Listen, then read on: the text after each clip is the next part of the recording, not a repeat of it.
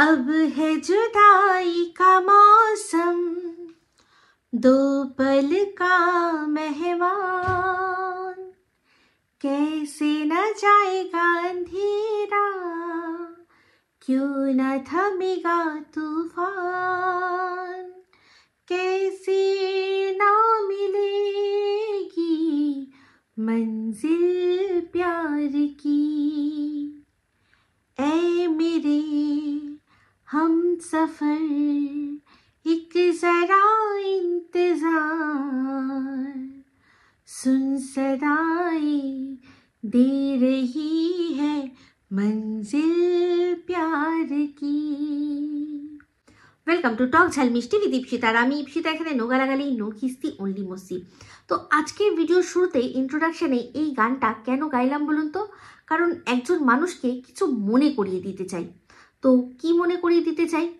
মনে করিয়ে দিতে চাই এটাই যে সে এখন অন্য মানুষকে তার রিলসের জন্য যেভাবে তার খুঁত ধরছে, সেই রিলসের খুঁত ধরার জন্য, সেটাকে নকল করার জন্য দরজার যে ডাঁসা বা খিল যাকে বলি আমরা, সেটাকে নিয়ে এসে বিস্তর ছিমালির মাধ্যমে বোঝাচ্ছে কি যে একজন ব্লগার যে কিনা একটা শর্ট ভিডিও আপলোড করেছে সে কিচ্ছু পারেনি। ওটা কি হয়েছে? কোনো অ্যাক্টিং না, অ্যাক্টিং ঠিক মতো হয়েছে না, অ্যাটিটিউড ঠিক ছিল না, লিপসিং ঠিক ছিল, কোনো কিছুই ঠিক ছিল না।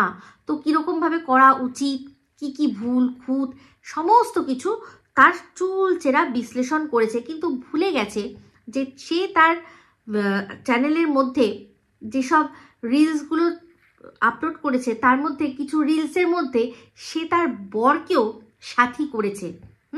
তো সেখানে তার বরের যে এক্সপ্রেশন, মানে তার চেয়ে তো ক্লাস 5-এর বাচ্চারাও অনেক ভালো এক্সপ্রেশন দেয়, অনেক ভালো আর কি, যেটা আর কি শেখানো হবে সেরকমভাবে কাজ করতে পারবে, সেটা নিয়ে সেভাবে আর কি রিলস করতে পারবে। তো এই যখন নিজেকে প্রো ম্যাক্স লেভেলের রিল ক্রিয়েটার বলে দাবি করেছে, তার মানে তার সাথে যাকে ও নিয়েছে তাকে সেই শিখিয়েছে, শেখাবে। তো সেখানে এই গানটায় আব হে জুদাই কা মৌসম টিং টিং টিং টিং দো পল কা মেহমান, ওই নিজের রিলসটা দেখলেই বুঝে যাবে যে সেখানে তার বর কি করছে। মানে সেই ক্লাস 5-এর 5 তো না, একদম কিন্ডারগার্টেনের যে বাচ্চাগুলো ABCD EFG, তাও আবার এরকম করে দেখে এরকম করছে আর এরকম করে ঘাড় নাড়াচ্ছে, বউ যেদিকে বলছে এদিকে এরকম করে ঘাড় নাড়াচ্ছে। তো সেটা মানে খুব মিনিংফুল হয়েছিল নাকি? তো নিজে যখন মানে নিজে যেই জিনিসগুলো করে রেখেছে যেগুলো মিনিংলেস, যেগুলো কি আদৌ আমরা বুঝতে পারি না, সে আবার কি করে অন্যের উপর আঙুল তোলে, তাই না? তো আমরা তো জানি কি আগে ঘরকে শিক্ষা দিতে হয়, ঘরকে শেখাতে হয়, নিজেকে ঠিক করতে হয়, তারপর অন্যের বিচার করতে হয়। কিন্তু এই কোনোদিনই সেই জিনিসটা করে না। এই জন্যই এই দোগলা। নিজে মানে নিজের জীবন ভুলে ভরা, নিজের জীবন খামতিতে ভরা, কিন্তু ও অন্যের জায়গায়, অন্যের জীবনে, অন্যের রিলসে, অন্যের ভিডিওয়ে খামতি খুঁজে সেটাকে নিয়ে বিস্তর ছিমালি করে সেখান থেকে ইনকাম করে। তো তাই জন্যই আজকে এই কথাটা মনে করানোর জন্যই এই গানটা দিয়ে শুরু করলাম যে সত্যি যেখানে সন্দীপের ওই যে গানটা যেটাতে আর কি সন্দীপ রিলস করলো না, ম্যানে প্যার তুমি সে কিয়া হ্যায়, সেটা নিয়ে ক্যারিকেচার করছে। তো যাই হোক, তারপর সেই ভিডিওটার মধ্যে আরও বেশ কিছু কথা বললো। সেটা কি? সেটা হচ্ছে গিয়ে সন্দীপের যে সন্দীপ মিত্র চ্যানেলে যে ভিডিওটা এসছে, যেখানে সন্দীপের বাবা আলুর চপ রান্না করেছে। তো সেটা নিয়েই ও সেই ভিডিওটা দেখে অনেক কথা বলল। তার মধ্যে প্রধান বলল যে যখন সন্দীপের বাবা বলল যে আমি আলুর চপ করবো কিন্তু আমাকে একটু হেল্প করে দিতে হবে, তো সেই হেল্পটা কি? ওই একটুখানি বাটাবাটি, একটু ভাজাভাজি, একটুখানি যা হয় টুকটাক কাজ করতে গেলে যেটুকু হেল্প লাগে রান্নায়, সেটুকু হেল্প করতে হবে। তো যাই হোক, প্রথমে বলল যে ওর বাবা রান্না করবে মানে আলুর চপ করবে বা কিছু একটা খাবার বানাবে, সেইটা শুনেই সন্দীপের মায়ের মুখের যা এক্সপ্রেশন, মানে ও একদম ওই এক্সপ্রেশন দিয়ে পুরো ভেতরে ঢুকে গেছে। ভেতরে ওনার পুরো ভেতর থেকে পুরো এক্সরে করে পুরো স্ক্যান করে বার করে নিয়েছে যে ওনার ভেতরে কি চলছে। ওনার ভেতরে নাকি চলছে যে হ্যাঁ এসছে আমার রান্নাঘরে রান্না করতে। হ্যাঁ কি করতে এসছে? যাও, আমার রান্নাঘর আমার, এখানে তোমার কোনো জায়গা নেই, তুমি যাও। এটা নাকি ওনার মনের বাসনা, মানে এটা ওনার মনের মধ্যে নাকি চলছে। আচ্ছা, এই যে দালাল, এরও তো অনেক দিন থেকেই রান্নাঘর রয়েছে। আমরা দেখেছি এর বর যেদিন অফিস ছুটি থাকে সেদিন সারা সপ্তাহের জামা কাপড় ও যে জমিয়ে রাখে সেগুলো সে এক হাতে কাচে, মেলে, সব কিছু করে, তাই তো? বাজার করতে দেখেছি, টুকটাক আর কি আমরা দেখেছি যে ঘরের যেটুকু কাজ করার টুকটাক কাজ কিন্তু করে। কিছু আমার মনে হয় কিছু কাজ এমনও করে, যেমন হয়তো বিছানা ঝাড়া, বিছানা তোলা বা ঘর ঝাড় দেওয়া, এরকম যদি কোনো সময় করেও, যদি কোনো সময় করে, এখন তো কাজের লোক আছে, যদি করেও এ কিন্তু দেখায় না। দেখায় না। তো এই যে ওর দাম্পত্য জীবন 10 বছর হয়েছে, তার 10 বছরের বেশি মনে হয়। তো মোটামুটি আমি খুব কম হলেও ধরছি যে ও 2 বছর ধরে ওর ব্লগ ভিডিও রেগুলারলি আমাদের সাথে শেয়ার করছে। 2 বছর যদি নাও হয়, রিলিজিয়াসলি 1 বছর তো করছেই করছে। তো সেক্ষেত্রে আজ পর্যন্ত ওর বরকে ওর রান্নাঘরে ঢুকে কোনটা করতে দেখা গেছে? শুধু বাজারটা নিজে রেখে দেওয়া ছাড়া অন্য কোনো কিছুতে ও কি নিজের রান্নাঘরের দখল ওর বরের হাতে দেয়? এমনকি দেখেছিলাম যে ওর বরের এটুকুও অধিকার নেই যে একটা প্লেট নিয়ে সেটাতে, সেই প্লেটটার মধ্যে বাইরে থেকে খাবার যেটা এনেছে সেটা রেখে খাবে, সেটুকুও অধিকার নেই। কারণ ওই যে একটা বাসন সেটাও ওকে ধুতে হবে, এই যে ধুতে দেবে সেইটা ও সাহসে কুলায় না যে হ্যাঁ আমি এটা খেয়েছি, এটা তুমি মাজবে, ওরকম ওর সাহসে কুলায় না। সেই জন্য কি করেছে, যে রান্নাঘরের মধ্যে কাগজে যেই ঠোঙাটার মধ্যে করে খাবার নিয়ে এসেছিলো, পরোটা নিয়ে এসেছিলো, সেই ঠোঙাটাকেই ভালো করে কেটে সাইজ করে মাটির মধ্যে রেখে সে পরোটা খেয়েছে। তাহলে ভাবুন, যার বর তার রান্নাঘরে একটা প্লেট নেওয়ার অধিকার নেই, মানে সাহসে কুলায় না যে ওকে, ও নিজের থেকে প্লেট না দিলে একটা প্লেট নেওয়ার, তার মুখে এই কথাটা মানায়? তো তার তো এটাই মনে হবে, কারণ যেহেতু সে নিজের এই রান্নাঘরটাকে নিজের আধিপত্যি, মানে ও আধিপত্য সেখানে রয়েছে, ওখানকার ও রানী, সেটা বলে ও যেহেতু ওটাই ওরই একচ্ছত্র ওখানে আর কি রাজত্ব থাকবে, সেই জন্য যেটা নিজের মনে প্রাণে ভাবে, মনে করে, সেটাকে কাজে করে, সেটাকেই শিলাদেবীর ঘাড়ে কিন্তু চাপাচ্ছে, সেটাকেই শিলাদেবীর ঘাড়ে চাপাচ্ছে। না হলে ওর বর আজ পর্যন্ত কোনো দিনও আমরা দেখলাম না যে কোনো একটা কিছু শখ করেও যে একবেলা একটু চা করতেই পারে। হাজার হাজার হাজবেন্ডরা রয়েছে যারা কিনা জব করছে, ব্যবসা করছে, কোনো না কোনো প্রফেশনের মধ্যে রয়েছে, তার সত্ত্বেও কিন্তু দেখা যায় তাদের রান্নাঘরে শখ করে যে আমার আজকে ইচ্ছে হচ্ছে আমি চাটা করব, বা আমি 1 কাপ কফি করব, তুমি বসো আমি খাওয়াচ্ছি, বা আমার একটা কোনো আইটেম রান্না করতে ইচ্ছে হয়েছে, কোনো ইজি একটু ম্যাগি, তোমার আমার জন্য আজকে আমি ম্যাগি করব, এরকম ইচ্ছা তো প্রত্যেকটা মানুষের হওয়া উচিত। কিন্তু ওর বরের সেই ইচ্ছা যদি থাকেও মনে মনে, ওর ভয় করতে পারে না, কারণ জানেন এই যে একটার বেশি দুটো বাসন এঁটো হবে। কারণ যারা নতুন রান্না করা শেখে বা শেখার চেষ্টা করছে তারা কিন্তু ভীষণ বাসন এঁটো করে। তো সেক্ষেত্রে এইসবের ভয়ে ওর বরের ক্ষমতা হয় না এটা বলার যে আমি একটু রান্নাঘরে কিছু একটা করব। আর এখন তো আরোই বলতে পারবে না, কারণ যে রান্নাঘর, সেই রান্নাঘরের পেছনে অনেক টাকা খরচা করেছে দালাল, সেই জন্য এখন তো তার বরের আর কোনো ক্ষমতাই নেই বলার যে আমি কিছু করব বা রান্নাঘর থেকে আমাকে একটা কিছু দাও। তো আমরা এমনিতেই জানি যে প্রত্যেকটা মানুষকেই এখন ইন্ডিপেন্ডেন্ট হতে বলছে, প্রত্যেকটা পুরুষ মানুষকেও। প্রচুর আমরা দেখছি সোশ্যাল মিডিয়ার দৌলতে অনেক বেশি, অনেক বড় বড় চ্যানেল, ছোট বড় অনেক ফেসবুক বা ইনস্টাগ্রাম, ইউটিউব সব মিলিয়ে দেখছি কত পুরুষরা রয়েছে, তারা কিন্তু কি সুন্দর সুন্দর রেসিপি আমাদের সাথে শেয়ার করছে, তাই না? তো সেক্ষেত্রে আমার বর রান্নার কুটিটি নাড়তে পারে না, সেটা কোনো ক্রেডিটের ব্যাপার না। কোনো মানে স্ত্রী যে কিনা নিজেকে মানে স্বয়ং সম্পূর্ণ মনে করবে, সে কখনোই এটা বলবে না যে আমার বর কিচ্ছু পারে না। সে স্ত্রী তখনই আর কি পরিপূর্ণ যদি তার হাজবেন্ডকেও সে অন্তত চলনসই করে দিয়েছে। তো সেক্ষেত্রে ও বাড়িতে যতক্ষণ থাকে ততক্ষণ ওর বরের কিন্তু ক্ষমতা নেই যে রান্নাঘরে ঢোকার। শুধু রেখে দিল যে এইটা এইটা এইটা এনেছি। তারপর ও যখন থাকে না তখন সে নিশ্চয়ই হয়তো নিজের জন্য চাটাও বানায়, বা হয়তো ওপরে তো যেহেতু বাবা মা আছে, বাবা মায়ের সাথে চাটা খায়, তাই না? তো যাই হোক, যে কিনা নিজের বরকে এরকম জুজুবুড়ি করে রেখেছে রান্নাঘরে, একটা প্লেট নেওয়ার তার অধিকার নেই, সে আবার শিলা দেবীর ভেতরে স্ক্যান করে বলে দিচ্ছে যে তার বরের সম্পর্কে সে কি ঠিক এখন মনে মনে চিন্তা করছে। তো যাই হোক, সেক্ষেত্রে বললো যে যে তুমি রান্না করতে এসছো, মানে শিলা দেবীর হাজবেন্ডের প্রতি শিলা দেবী বলছে যে তুমি যেহেতু রান্না করতে এসছো সমস্ত তুমিই করে দেবে, তুমি করে নেবে। কিন্তু এদিকে ছেলে যখন রান্না করে তখন ছেলেকে কি করে না, হেল্প করে। তো হতেই পারে, সন্দীপের বাবাকে আমরা দেখেছি উনি পারফেকশনিস্ট, তো সেখানে কোনো কিছু হেল্প করতে গিয়ে যদি এটা হয়নি, ওটা হয়নি, এটা ঠিক হয়নি, ওটা ঠিক হয়নি, এরকম যদি করে তাহলে স্বাভাবিক সেটা নিয়ে অশান্তি হওয়ার একটা রাস্তা থাকেই।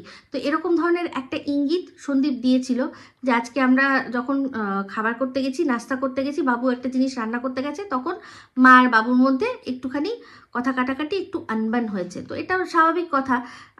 তুমি একটা জিনিস রান্না করছো, সেক্ষেত্রে আমি তোমায় হেল্প করছি, কিন্তু আমি যখন রান্না করছি তখন আমি রান্না করছি, কিন্তু যদি তুমি করছো সেখানে যদি আমি হেল্প করি, সেই হেল্পের যদি কোনো মানুষ খুদ ধরে, সেটা কিন্তু আবার নেওয়া যায় না, সেটা একদম পছন্দ হয় না। তো এখানে কেউ মানে উনি শেফ আর শিলাদেবী শেফ নয় যে সেখানে তাকে শিখিয়ে দেওয়ার কোনো ব্যাপার আছে।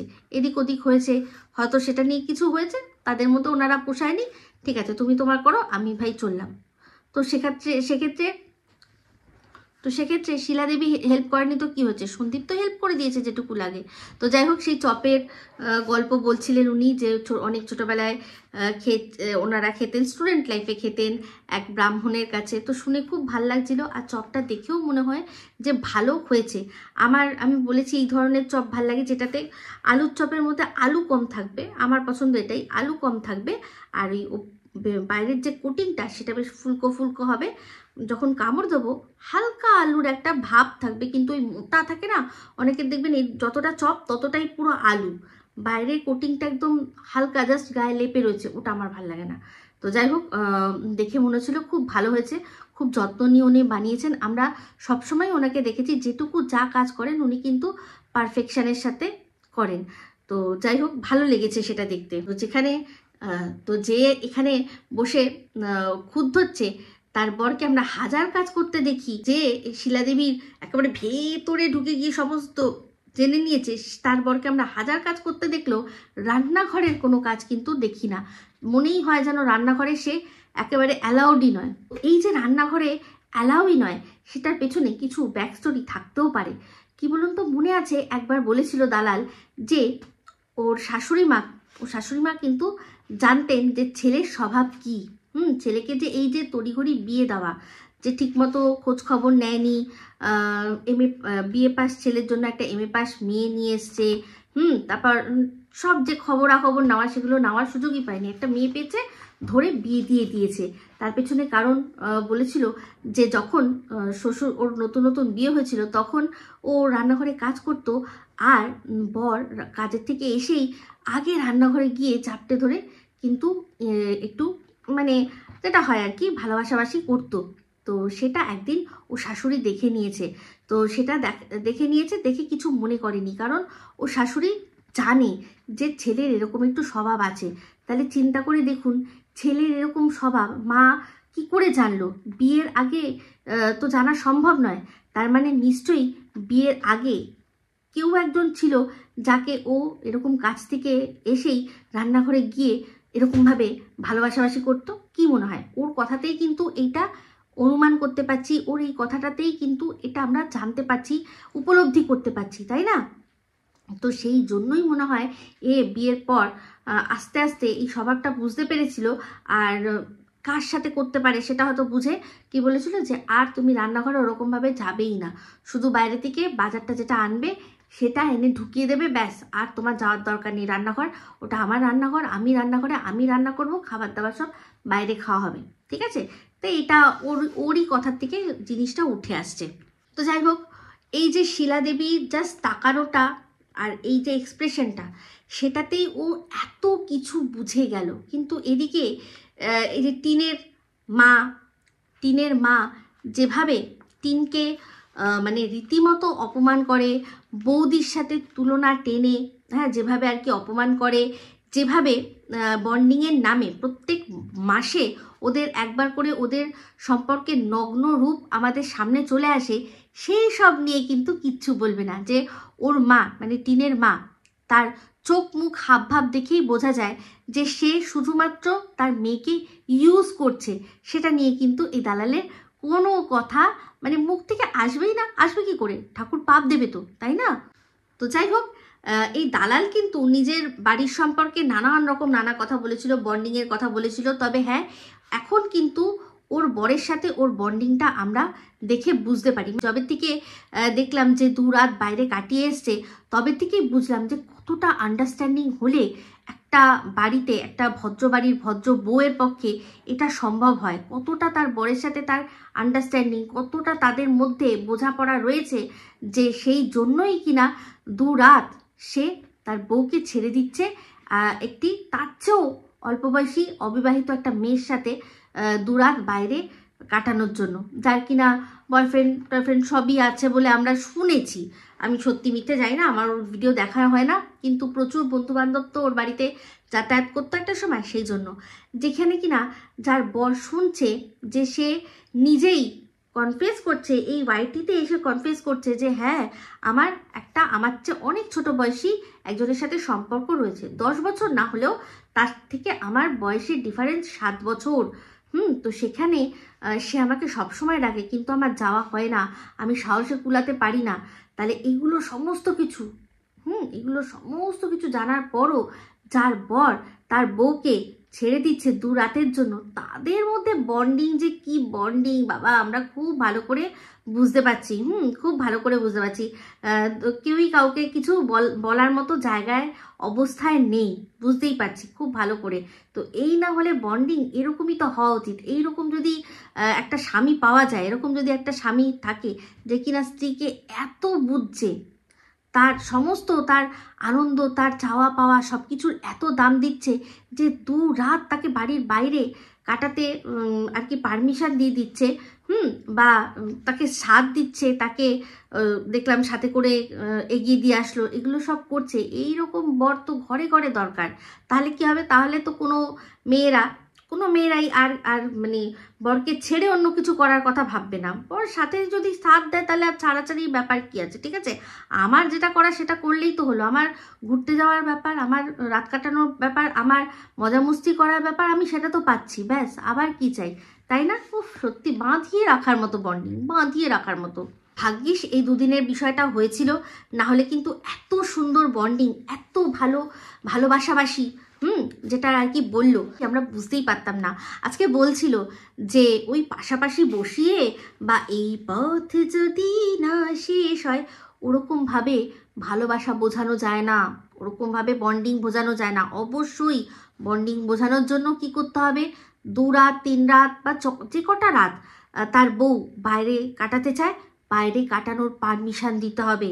বউকে বিশ্বাস করতে হবে যে সে বাইরে রাত কাটিয়েছে, কিন্তু তেমন কিচ্ছু করেনি, কোনো ইন্টুকুলুকুলু কিন্তু করেনি, কোনো ইন্টুকুলুকুলু করে না। কিন্তু সে সবার ক্ষেত্রে একটাই কথা বলে যে অন্য কেউ যে কোনো জায়গায় যাচ্ছে, বাড়ির বাইরে যাচ্ছে মানেই সে ইন্টুকুলুকুলু করছে, কিন্তু সে করে না।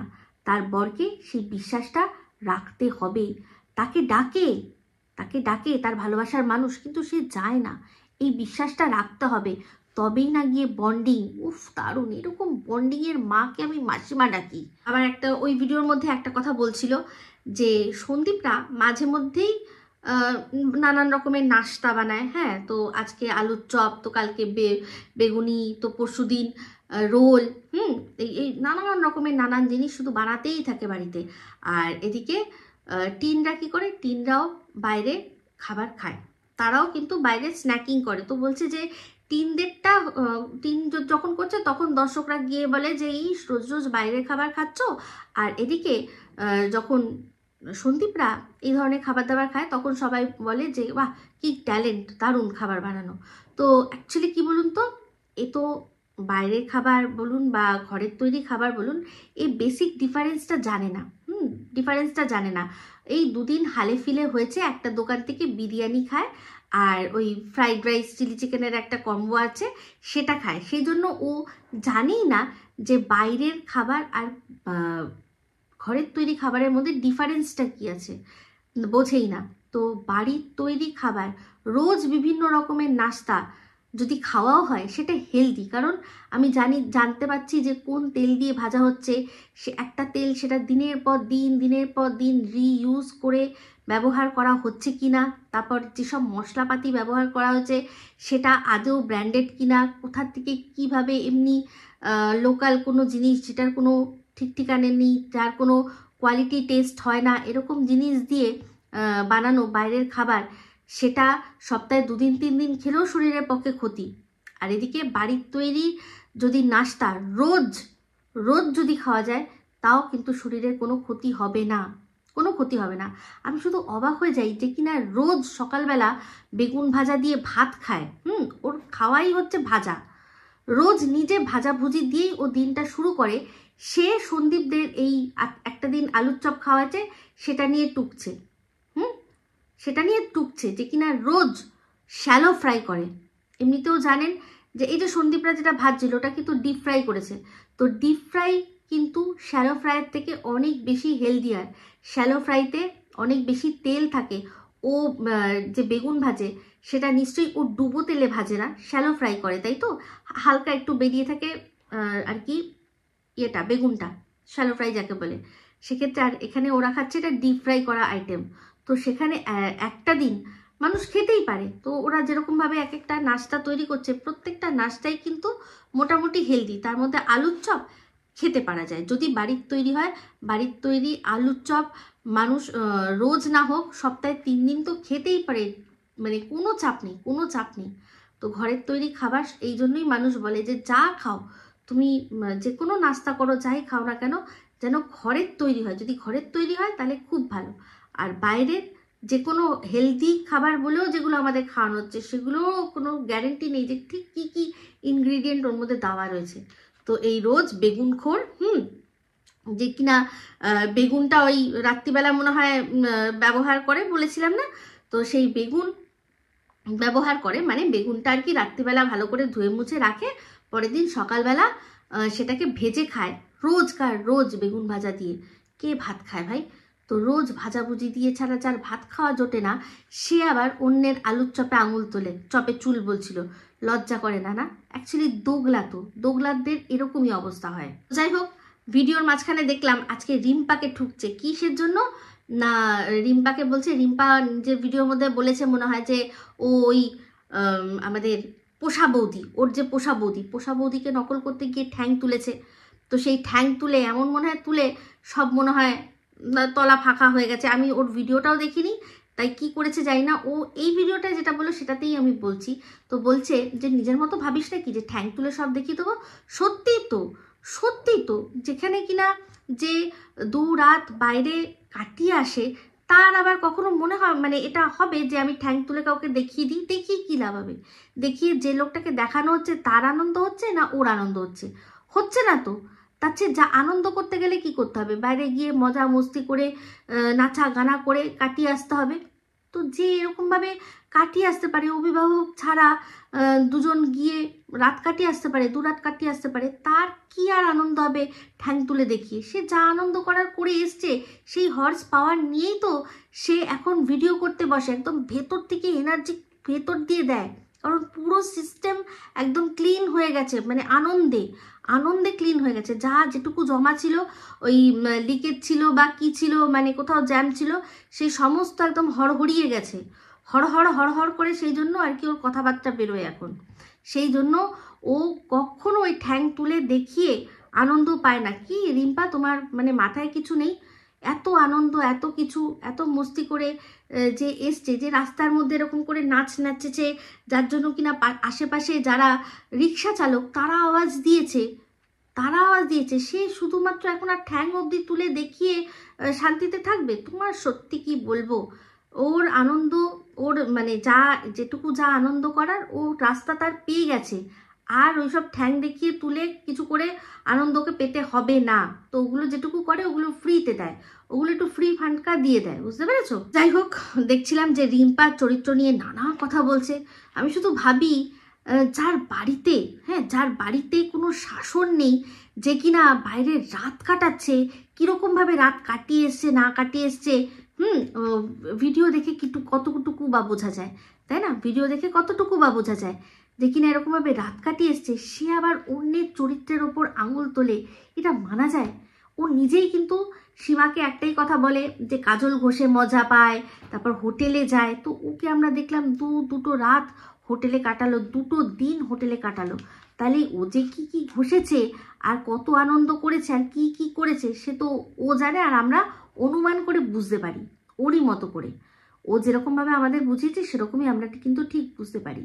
তো সেক্ষেত্রে এর মুখে আবার অন্যের চরিত্রের চচ্চড়ি ভালো লাগে, ওই কতগুলো আছে না ওর একেবারে অপরা মালগুলো, তারাই শুধু শুনবে, বুঝতে পেরেছো? তারাই শুনবে।